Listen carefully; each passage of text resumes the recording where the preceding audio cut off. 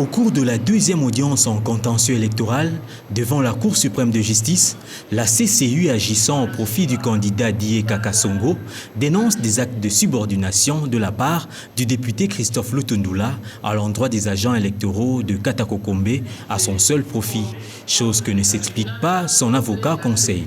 La requérante n'a pas su démontrer dans quelle mesure ces élections de Lutundula peuvent être contestées.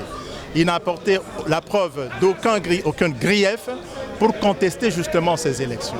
Et tout concourt à dire que l'élection de M. Lutundula est valable pour la simple raison qu'elles se sont déroulées dans de très bonnes conditions.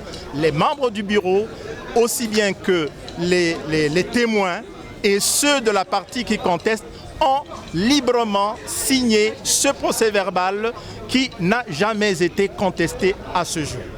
Le ministère public a estimé la requête recevable mais non fondée. Pour l'organe de la loi, s'il y a eu un problème d'organisation, cela ne pouvait pas préjudicier que la CCU. Pour la requérante, c'est l'arrêt de la Cour qui compte en cette matière. Nous sommes en matière de contentieux des élections, nous ne sommes pas en matière pénale. Partiellement, bon, oui, mais pour l'instant, disons que moi, je me suis époumoné pour faire accepter à la Cour notre recours sur le plan de la forme. Et le ministère public nous a suivis.